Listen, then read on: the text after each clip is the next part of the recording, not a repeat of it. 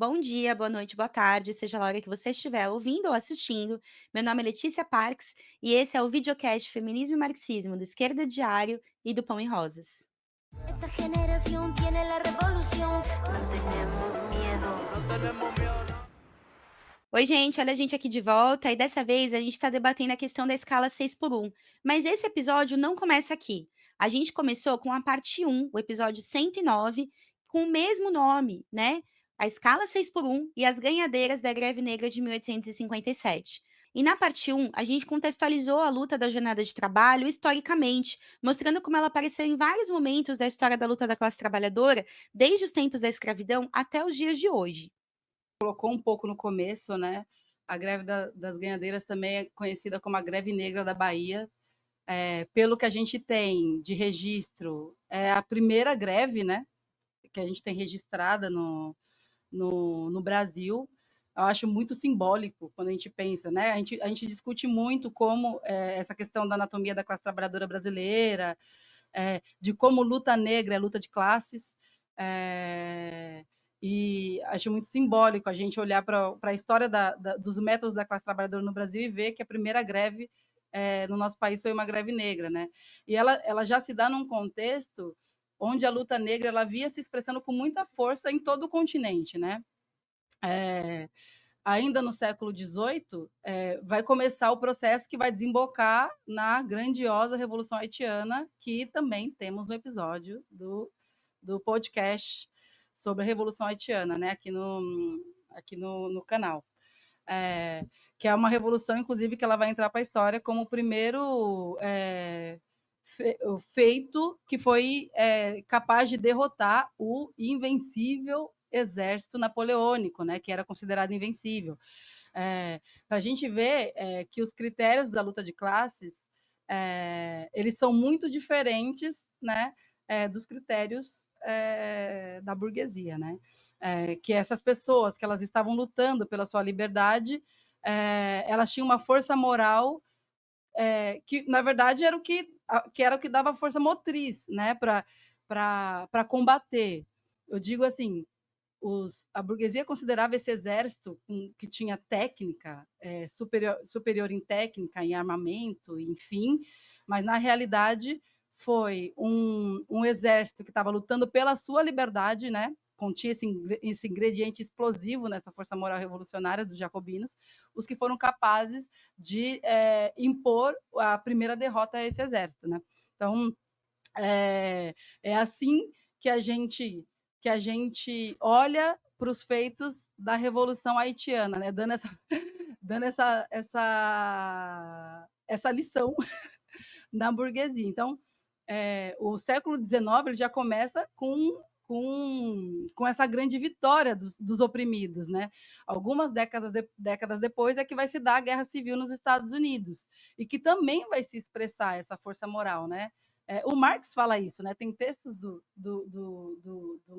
Marx que coloca isso, que justamente o que fazia com que o Exército do Norte, o ingrediente do Exército do Norte, que fazia que ele tivesse uma grande superioridade contra o Exército do Sul, era justamente você ter um setor de soldados ali, né, que eram os escravizados, que vão somar ao Exército do Norte justamente porque estavam lutando pela liberdade, é, é, a força que vai ser capaz de derrotar o Sul, né? E aí que a gente vê, inclusive, os casos, né? Os exemplos de mulheres que fizeram parte desse processo, como a Harriet Tubman, né? Que tem um episódio aqui no podcast. Gente, eu vou falar muito de episódios que tem no podcast, porque é a primeira vez que eu estou aqui, então acho que Porque a gente é louca e a gente já falou sobre tudo. a gente vai falando, falando, falando. E que é muito bom, inclusive, conhecer a história dessa mulher que organizou, né, um exército para lutar em favor do Norte, justamente porque a vitória do Norte significava uma vitória contra a escravidão, né? Inclusive, a Harriet ela organizou o Combahee River, né? Que na verdade o Combahee River, que é o coletivo das feministas que vão colocar, né, vão abrir o debate da questão, vão abrir não, né, na verdade quem abre já é a Su Júnior, da questão da mulher negra dentro do feminismo, mas vão organizar num programa, né, essa as reivindicações das mulheres negras dentro do movimento feminista, ele é uma homenagem a um dos combates que a Harriet Tubman deu, né, como general de um exército na Guerra Civil nos Estados Unidos. E a própria Su Júnior, que também, né, era uma abolicionista, é, que hoje a gente poderia dizer uma feminista, né, dessa primeira onda, e que também lutou ali, né, lutou, não chegou a comandar um exército como a Harriet Tubman, mas era uma militante defensora dos direitos das mulheres, do direito das mulheres negras, né, e dos direitos civis nos Estados Unidos. Os escravizados aqui no Brasil, eles olhavam, né, para o que estava acontecendo, né? Por isso, inclusive, é aí que também se intensificam grandes lutas que vão marcar a história aqui do nosso país e vão desembocar na abolição, né? Como lutas como foram a Revolta dos Malês na Bahia, né, em 35, a Conjuração Baiana, que foi antes, né, ainda no século XVIII, no mesmo calor da Revolução Haitiana. Isso tudo, inclusive, gerou um medo da burguesia que estava se formando aqui no Brasil, né? A gente chama, né, o medo da haitinização do Brasil, que os ventos do Haiti soprassem por aqui. É, e, e, e a verdade é que a greve das ganhadeiras ela já se dá a partir dessa experiência, né, dos escravizados ao nível do continente, né, não apenas das lutas que estavam tendo aqui, mas justamente desses ventos soprando por aqui, né. Essas É o revoltas Black vão Lives Matter do século XIX. exatamente, é o Black Lives Matter do século XIX, porque a gente viu também, né, é muito interessante ver essa dinâmica, como a luta de classes ela vai influenciando a nível internacional, né. Então essas revoltas elas vão ser base para várias formas de luta anti-escravista, né. Começam então a ter os escravizados aforreados, né? Com o desenvolvimento das cidades, começam a ter os conhecidos, né? Que é justamente o setor que vai protagonizar essa greve que a gente está debatendo aqui, que são os escravos de ganho, que eram aqueles que eram explorados no campo, né? E vão ser depois explorados por terceiros nas cidades, né? Trabalhando ali como barbeiros, carregadores, vendedores, as quituteiras, né? A gente já está falando aqui da dupla exploração, né? Que esses trabalhadores viviam, e vão ser justamente os que vai se formando esse setor nas cidades, né? E eu acho que um símbolo um pouco de algo que alguns, historiadores, da época, né, vão vir para o Brasil, vão para Salvador e vão fazer esse testemunho, né, de como a cidade, ela era totalmente apoiada no trabalho negro, né, então, tem um historiador que a gente até cita no livro, gente, nenhuma dessas pessoas eram pessoas legais, tá, esses historiadores eram boa parte deles racistas e tal. Mas é interessante ver o relato deles por esse, né, também um certo espanto que eles tinham, e tem um dos historiadores que a gente cita que ele fala, eh tudo que anda, grita, e carrega em Salvador é negro, né, ou seja, um certo espanto do cara em olhar para uma cidade e ver que na verdade nada dela, é capaz de se mover se não for em base ao trabalho negro, né, então acho que isso é um dado interessante, um pouco para a gente ver que peso que ganha esse setor da classe, na dinâmica da própria construção das cidades, né. E aí eu acho que só uma coisa que eu acho que é interessante a galera entender, é que todos esses momentos de lutas e revoltas que a gente vai falando, eles vão tendo uma progressão histórica, né, então, o século XVI, o século XVII, eles estão muito marcados pelas revoltas de tipo campo, né, as revoltas de tipo rural, que são essas revoltas que incendeiam fazendas, as revoltas que, constituem quilombos, né.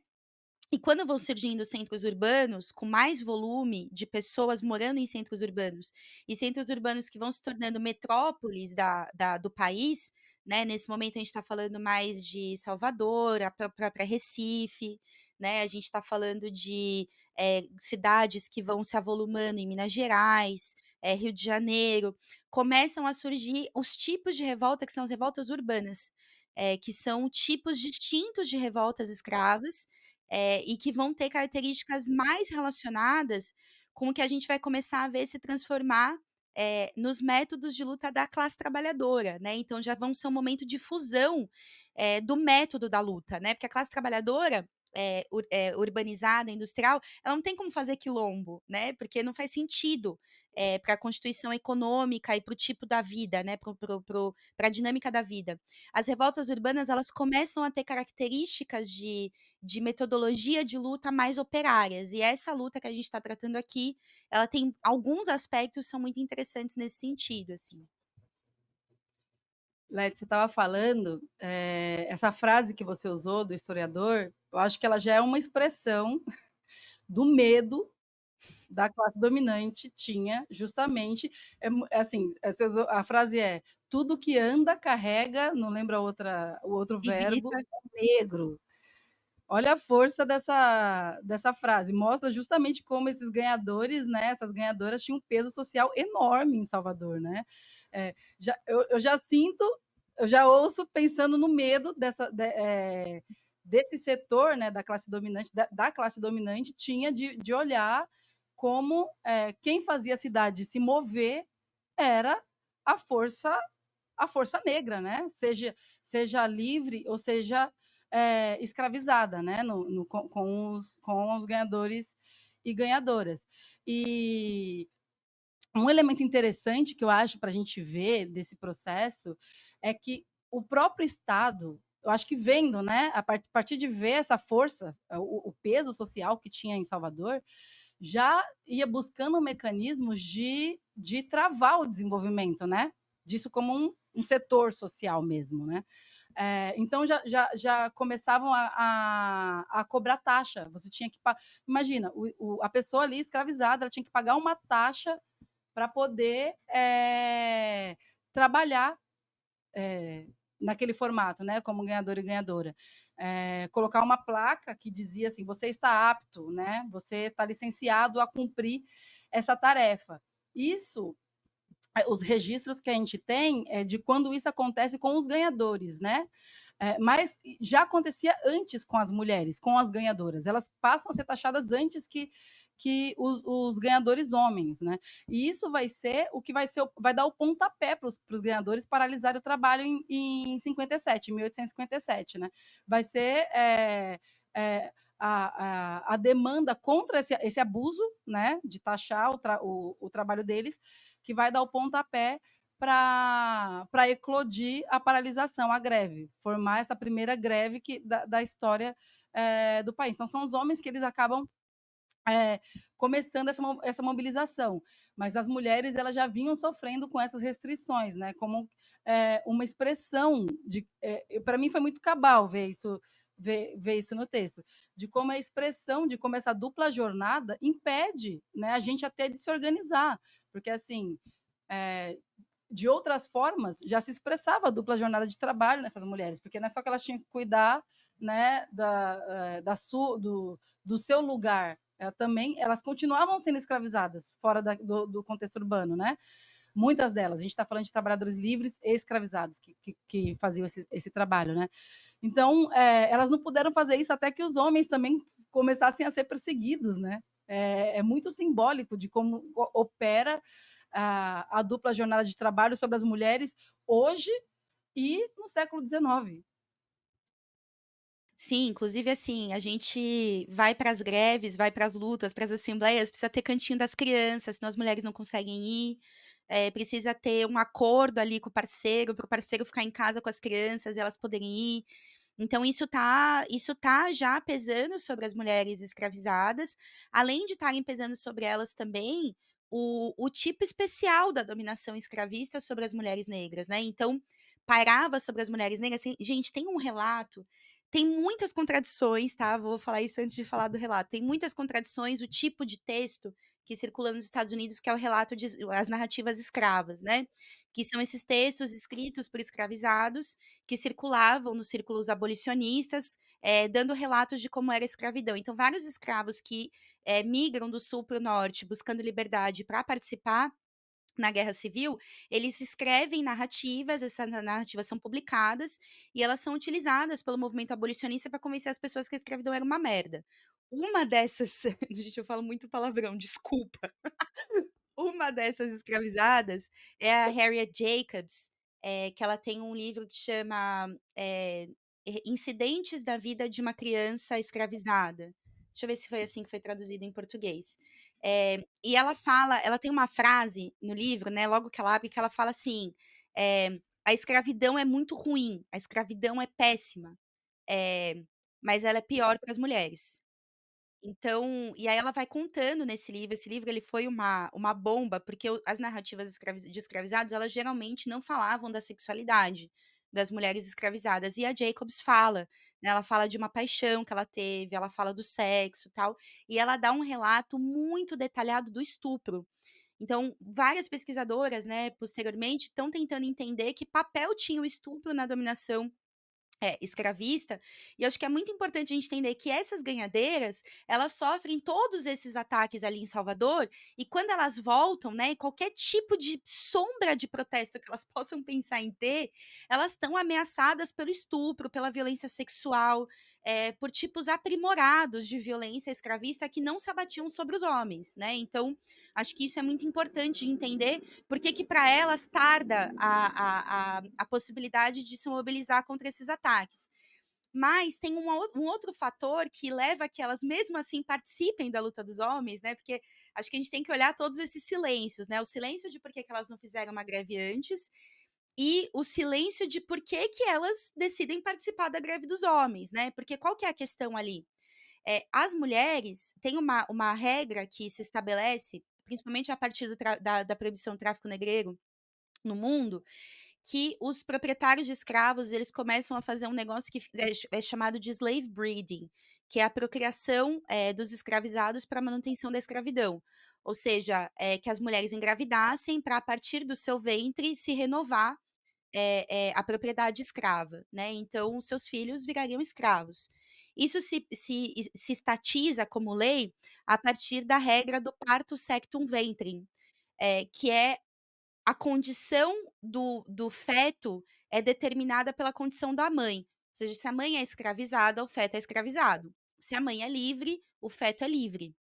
Eh, e isso, vai ser muito importante na lógica da proibição ou da restrição ao trabalho das ganhadeiras, porque muitas ganhadeiras recebiam valores e esse e po a regra é uma regra meio de porcentagem, né, então uma porcentagem do valor do trabalho da ganhadeira ia para o seu proprietário, mas uma porcentagem ficava com ela. E muitas mulheres participavam do trabalho de ganhadeira para conseguir comprar sua liberdade. E parte do motor, do combustível de comprar sua liberdade, era o desejo de que o filho fosse livre, né. Acho que isso é muito, eu fico com vontade de chorar, assim, toda vez que eu falo da maternidade e da escravidão, me dá uma dor muito forte, assim, porque eu fico imaginando você, a angústia de não ser simplesmente a sua escravidão, que você quer superar, mas a condição do seu filho, né. E ter um filho era um dilema, gente, porque nem todo filho sobrevivia, né. A gente está falando de mulheres escravizadas, tem relatos aí, por exemplo, do Caribe, na Jamaica, de, proprietários que deixavam registro das suas escravizadas, que eles falavam de escravizadas que tiveram 9 filhos mortos antes dos 9 dias. 9 filhos, 9 partos, 9 crianças criadas por 9 dias, mortas no 9º dia. Depois se descobre que esse 9º dia da morte era o tétano, né, porque se usava tesoura infectada, essa tesoura não era lavada, o bebê não era lavado depois de cortar o cordão umbilical, morria no 9º dia. Mas, assim, essas mulheres, elas tinham vários filhos que morriam. E aí quando um filho sobrevive, ela fala: "Meu, ele vai ser escravo". Como assim? Nossa, muito forte isso, né. É muito forte, Cris, muito forte, muito forte. Fala você aí antes que eu comece a chorar aqui. Não, não tem, a gente se emociona, né, a gente pensa que isso é parte da nossa história, né. Eh, Mas, ao mesmo tempo, a gente vê que são setores que se organizaram e protagonizaram o que a gente tem como registrado como a primeira greve, né, no nosso país. Eu acho que também é muito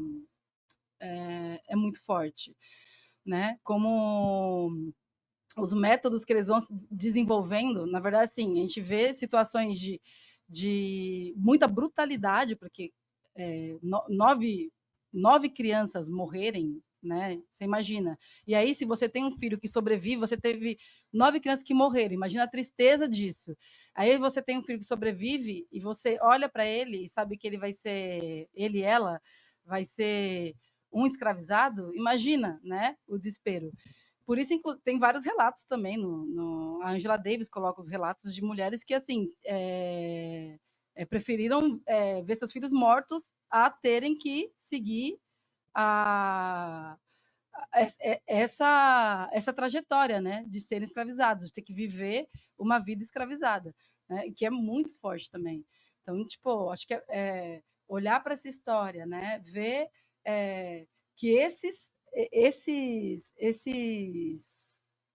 trabalhadores adotaram um método de paralisar o seu trabalho para dar uma resposta coletiva a um ataque que eles estavam sofrendo, enxergar isso como parte da história da classe trabalhadora, eu acho que é muito forte para a gente ver o quanto a nossa classe ela não parte do nada, né? Que a gente, quando a gente está falando para nossa história e vendo isso, a gente vê parte da gente, né? Ali, parte de como a gente luta, parte dos métodos que a gente adota até hoje, né?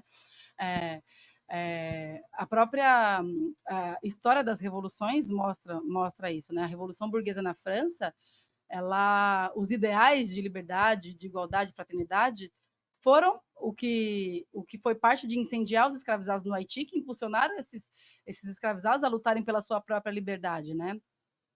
Inclusive foram apoiados pelos revolucionários franceses. E todo esse processo fermentou a luta por liberdade aqui no Brasil também. É todo um processo onde a gente consegue encontrar os fios de continuidade, né? A gente encontra, são rupturas e continuidades, né? Mas principalmente a gente consegue ver que a história ela não é um processo teleológico, né, com um fim determinado, que ela se move e sempre se moveu a partir da luta de classes. O que a gente está vendo agora no Brasil, com o fenômeno da escala 6x1, né, também é expressão disso. A gente veio de anos e anos de ataques sobre a classe trabalhadora, né? A burguesia conseguiu impor níveis de precarização extrema, né? Com a reforma trabalhista do Temer, a reforma da Previdência do Bolsonaro, o desmonte de várias normas regulatórias de segurança do trabalho também durante o governo Bolsonaro, que utilizou bastante da pandemia para fazer isso, né? Várias medidas para arrebentar a classe trabalhadora. Mas também foi durante esse processo, né, que a gente viu justamente um setor muito precário. Olha que interessante, né? A gente está falando da greve de ganhadores, como eles vão e paralisam o serviço, porque, em certa maneira, eles também estavam vendo o peso que eles estavam tendo naquela sociedade, né? Quando eles paralisam, eles sabem assim, pô, se a gente paralisar isso daqui, eu acho que Vai dar merda. bom, para a gente vai dar bom, vai dar merda para eles, vai dar merda para os senhores. Vai Então, atrapalhar, né, eles sabem que eles vão atrapalhar, que exatamente. eles vão causar. O que eu fiquei pensando, Leti, em 2019, a greve dos apps tem um pouco, né? Tem um pouco, não tem muito disso, porque foi quando ficou escrachado como aquela categoria era essencial, porque quem fazia o senhorzinho, a senhorzinha que precisava do remédio, receber o remédio, era o entregador. Ou muita gente receber, porque, né, teve todo aquele momento da pandemia onde a gente não saía de casa. No meu caso, eu saí todos os dias, porque eu era metroviária e o metrô não parou. Inclusive, a gente pôde mostrar, né, ali como era essencial que a gente continuasse ali trabalhando para, inclusive, mover os setores de enfermeiras, os trabalhadores da alimentação que produziam, os trabalhadores que iam para as fábricas, e como a gente manter o transporte era essencial para garantir que quem precisava ficar em casa realmente pudesse ficar. Mas o caso dos trabalhadores do Epson foi muito emblemático, né? De como era um setor ali de trabalhadores que estavam vendo assim como era essencial o trabalho deles, Só que na realidade essas empresas, essas plataformas tratavam eles ali como empreendedores e, assim, era uma luta desses trabalhadores para serem considerados, né, trabalhadores. Eu trabalhadores. acho que hoje a gente vê esse fenômeno da escala 6 por 1, a gente também vê essa expressão, né, eh eh, dessa luta, né, da classe trabalhadora por, eh, pela melhoria da sua condição de trabalho. Como essa luta ela tem um potencial enorme, né, porque é sensível a todo um batalhão da classe trabalhadora. Acho que eu tinha falado em algum outro momento aqui nessa nossa conversa de hoje, que justamente toca vários setores, porque está relacionado com o nível de ataques que a gente vem sofrendo nos últimos anos, né, que gerou uma grande massa precarizada, né, que é inclusive isso, uma grande maioria de mulheres e negros e que querem lutar, né. Inclusive os atos de ontem, né, a gente está gravando no sábado, né, foi, os atos de sexta-feira, a gente, o que brilhou pela ausência foi, pelo menos aqui, aqui em Pernambuco, mas sei que em vários outros lugares com algumas diferenças, foi o PT, né, que dirige a Central Única de Trabalhadores, a CUT, né, eh, dirige, várias entidades estudantis pelo país, o próprio PCdoB também, que dirige uma outra grande central, que é a CTB, né, brilharam pela ausência nesses atos, quando a gente está falando de uma demanda claramente da classe trabalhadora, né? Tipo, Uhum. muito nitidamente uma demanda de classe, porque justamente o que o PT está fazendo é priorizar os seus acordos com o centrão, com a direita, inclusive preparando novos ataques, né, contra a classe trabalhadora, com os setores mais precários. A gente viu coisas escandalosas passar, como o ataque a benefício aos PCDs. Tem um amigo que trabalha como trabalhador terceirizado no INSS, ele falou assim que dá vontade de chorar, porque um monte de pessoas, né, pessoas com deficiência, entrando em contato, porque é uma central, é um trabalhador que trabalha no telemarketing do INSS, e desesperados, porque o governo cortou um benefício dessas pessoas, que assim, era a única, muitas delas era a única fonte de renda que tinha, bastante escandaloso o tipo de ataque. E sem falar do novo pacote, né, que o Haddad vem preparando e que a gente viu, na verdade, como que está pautando a realidade é esse fenômeno tipicamente operário que a gente está falando da escala 6 por 1, porque o governo ia anunciar na quarta e falar assim: opa, esse debate está muito acalorado, vamos ver se a gente anuncia ou não. Ia anunciar na quinta, não anunciou, tá? Foi empurrando com a barriga, né, para ver qual que ia ser a expressão dos atos de sexta-feira. Aí Uhum. vamos ver como que vai ser esse debate agora no começo da semana, porque o governo continua preparando novos ataques contra a classe trabalhadora, né? Sim. Não, eu acho que esse tema que você trouxe dos sindicatos, ele é muito importante, porque assim, para a galera entender o que que aconteceu, né, em 1857, os trabalhadores eles estão, alvo desse ataque, de taxar o trabalho de ganhador e de obrigar os trabalhadores a usar uma placa identificadora, que era uma placa com números que seria uma espécie de registro de prática profissional, né, que seria muito mais difícil de ser obtida para os trabalhadores livres, eh, e seria, um condicionante ali para o trabalho, do trabalhador escravizado que fazia o trabalho de ganhador como um extra, né. Os trabalhadores entram eles decidem paralisar, mas como que eles organizam essa luta? Eles contavam, naquele momento, em 1857, já há alguns anos, com um tipo de organização, de base, que eram os cantos, que eram locais da cidade, cantos da cidade, aonde os trabalhadores se encontravam e debatiam muitas coisas, assim, questões culturais, faziam, rodas de capoeira, faziam samba e tal, mas também debatiam os problemas do trabalho, né, ou seja, essas restrições elas passavam por conversas nos cantos. E é através dos cantos que eles organizam, a distribuição da informação de que iam paralisar o trabalho, e conseguem organizar uma paralisação absoluta, total, do trabalho. As mulheres não tinham os cantos, mas elas são buscadas pelos cantos para ajudarem de alguma forma, né, e elas encontram formas bem criativas de ajudar, eh, que a gente pode, enfim, talvez contar depois, assim, pra galera, né. Mas eu acho que o que é interessante quando a gente fala dos cantos é que se a gente for fazer seria um certo anacronismo, né, fazer uma relação direta entre os cantos e os sindicatos, porque, enfim, se organizam de forma diferente, a classe mudou, né, do ponto de vista da classe dos escravizados e a classe trabalhadora, mudou na sua composição, né, a gente está falando dos cantos organizando escravizados e livres negros, né, mas os sindicatos, eles já têm uma composição também branca, também, enfim, asiática, né, da classe trabalhadora diversa da nossa época. Mas tem uma relação aí, né, porque o que a gente está falando é que sem os nossos mecanismos de organização, é muito difícil organizar a nossa luta. E os escravizados, eles já sabiam disso em 1857, né, a greve negra, ela acontece apoiada nos mecanismos de auto-organização dessa classe trabalhadora daquele momento, né. E acho que isso é muito simbólico para a gente olhar para os dias de hoje, né. O que que você acha, É, Cris? você falando, eu fiquei lembrando, assim, eu acho que uma analogia bem interessante para fazer com os cantos são as cerimônias vudus na Revolução Haitiana, né? Que também era aquele espaço ali de celebração religiosa onde os haitianos começam a conspirar, né, para pensar a, a sua luta, né? É muito interessante a gente ver. É óbvio, a gente não tem como fazer uma analogia direta com os sindicatos, mas tem uma analogia que é interessante da gente pensar, que é justamente de como nos processos de luta a classe trabalhadora, né, aqui a gente está falando dos protótipos da classe da nossa classe, ela vai desenvolvendo os seus mecanismos de luta, né?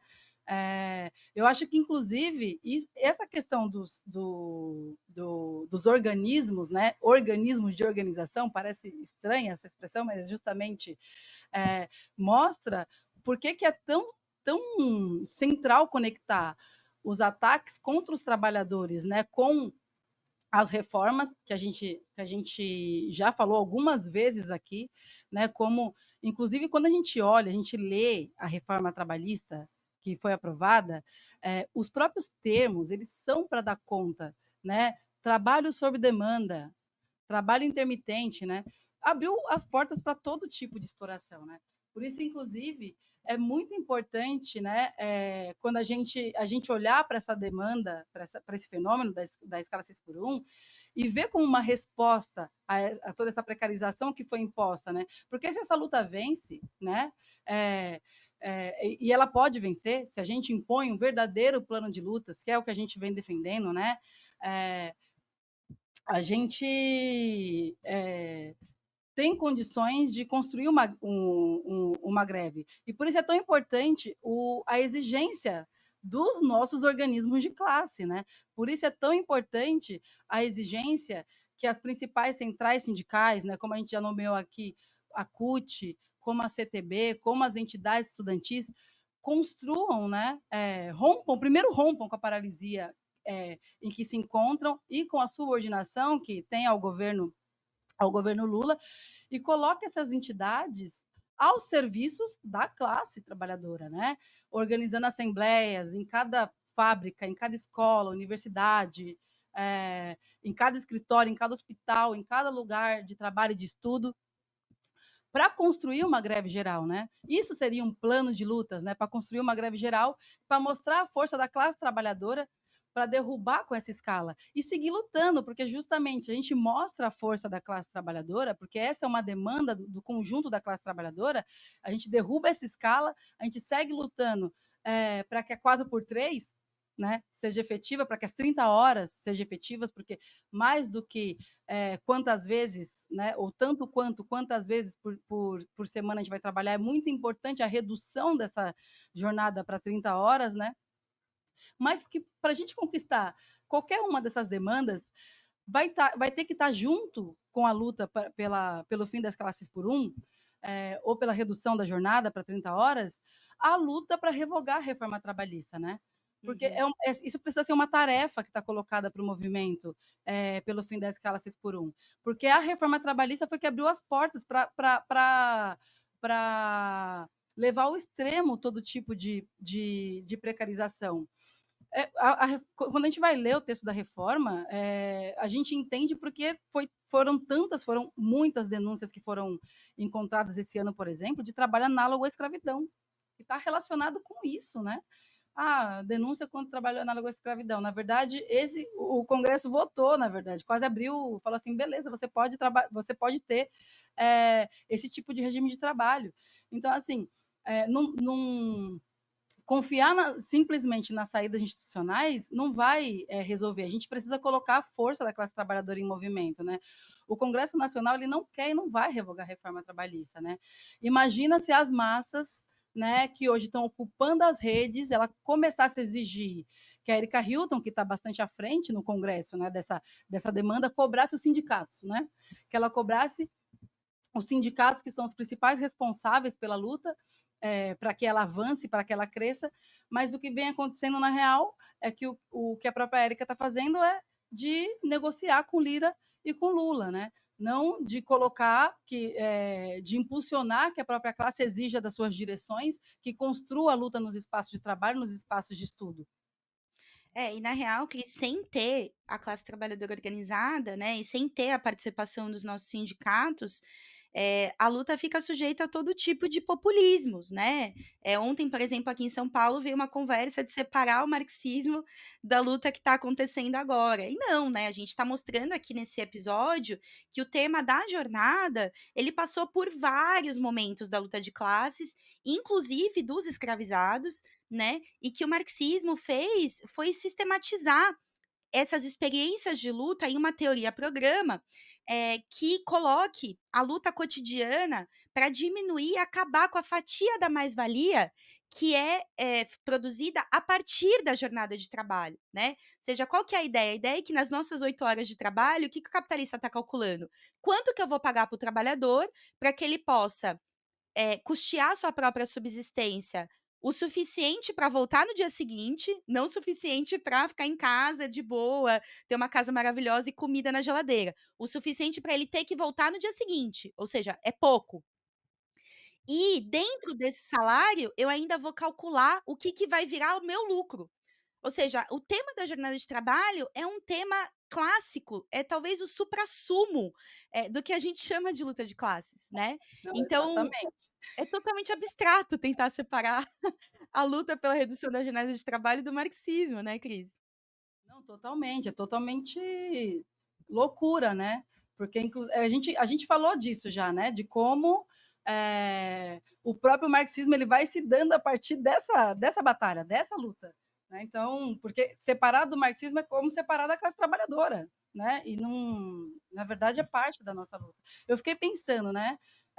A gente estava falando dos sindicatos e da importância que o próprio movimento exija, né? Das centrais sindicais, eu fiquei pensando muito se esse fenômeno tivesse acontecendo no nosso país vizinho aqui, na Argentina, onde existem deputados, né, como é a Miriam Bregman, o Christian Castilho, que são deputados da Frente de Esquerda Unidade, eles são do PTS, né, nossa organização irmã lá, o que eles não estariam fazendo? Uma denúncia brutal do papel das centrais. Que, assim, essa denúncia, na verdade, é o que pode ajudar as bases a superar essas direções burocráticas, né? Estariam convocando as bases para tomar as ruas, né? Paralisando nos locais onde tem peso, né? Para peso de direção, para poder tirar o máximo desse fenômeno a ponto de gerar uma crise nessas direções burocráticas e elas serão obrigadas a construir a luta. Então, é muito profundo o que esse fenômeno do vida além de trabalho ele toca, né? Porque é uma demanda muito sensível. A gente luta por uma sociedade onde o trabalho ele seja parte de fazer a gente se sentir vivo. Quando a gente fala assim, vida além do trabalho, é porque o trabalho que o capitalismo oferece é um trabalho que não tem vida, né? Uma questão mecânica, onde você está lá só para sobreviver, né, pagar as contas, pagar os boletos. Então, é uma demanda muito profunda. Então, acho que também serve para a gente pensar como o que a gente tem que exigir, a gente como classe tem que exigir das pessoas que a gente coloca para ser a representação da nossa classe, né? O Congresso, se a gente vai estar no Congresso, a gente tem que lutar para que seja uma tribuna para potencializar a nossa força, né? E não é isso que está acontecendo. É, não adianta tratar a posição no Congresso como: "Ah, faz uma luta aí para me ajudar, a pressionar melhor para o meu projeto de lei", porque na verdade quem vai conseguir não é o projeto de lei, né. O projeto de lei inclusive pode passar, né, Cris. Quantas vezes a gente viu projetos de lei serem aprovados e serem enterrados um mês depois.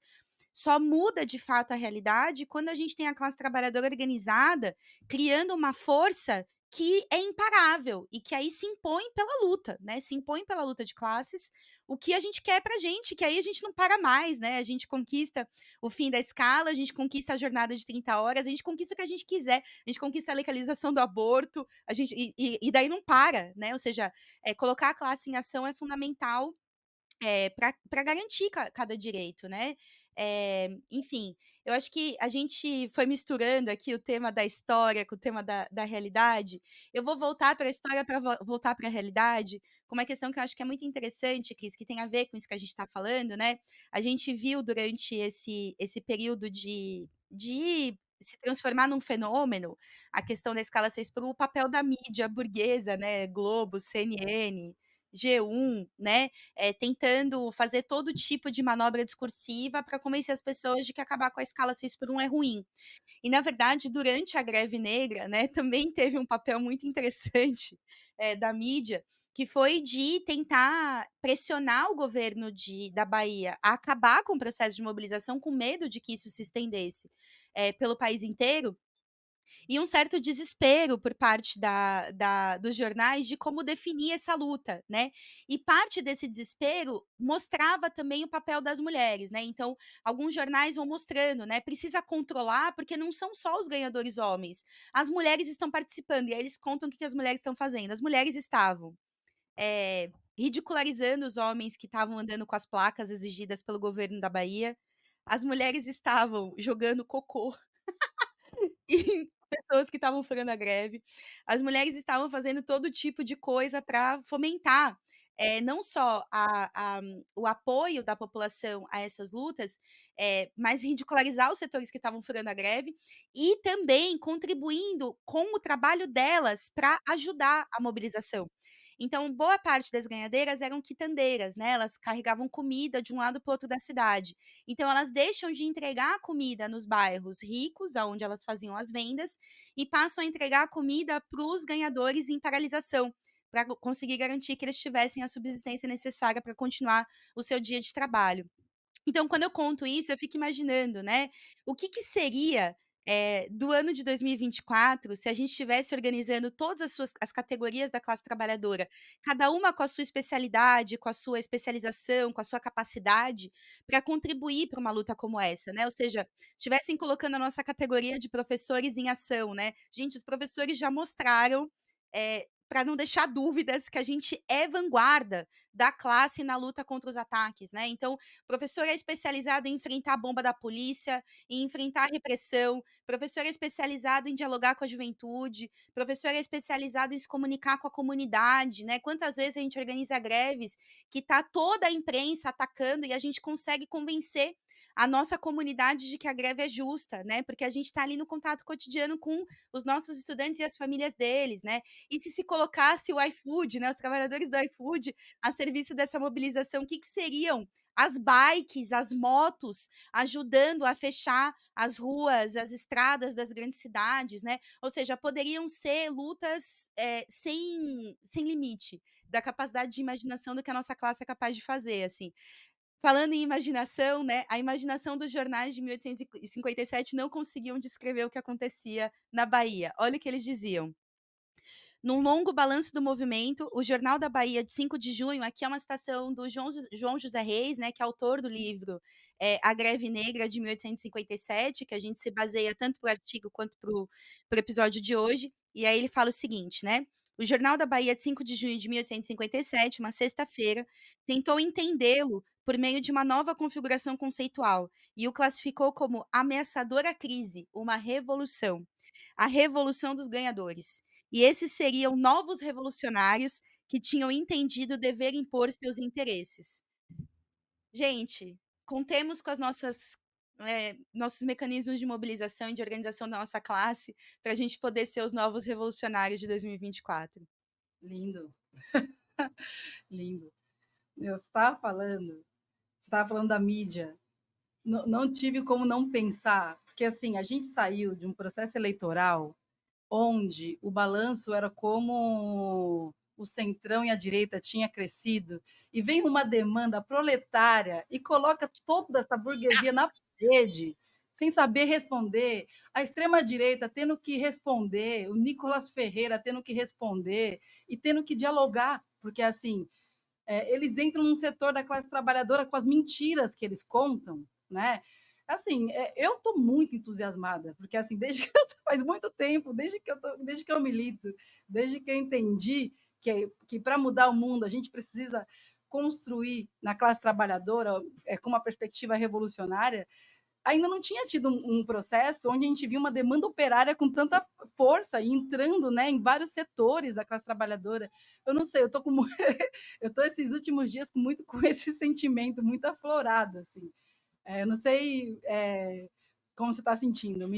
Ontem, nos atos mesmo, né, tendo sido atos que não foram tão expressivos, pelo que a gente já vem falando, do problema da convocatória, das direções não terem se colocado à cabeça, é um momento que está marcando uma diferença, né?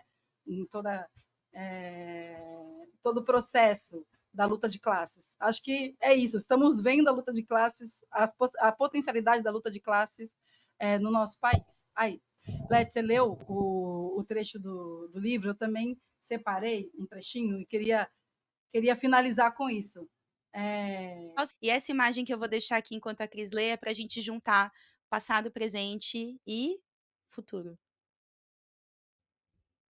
Que se faça lembrar que a primeira greve brasileira, ainda antes das grandes fábricas, foi negra, e que dela participamos aos montes, nós mulheres, as ganhadeiras de ontem e o proletariado de hoje. Gente, essa frase é da Letícia Parks, que está aqui com a gente. Que lindo! E assim a gente termina o episódio de hoje, gente. Obrigada. Esta generación tiene la revolución. No tenemos miedo. No tenemos miedo.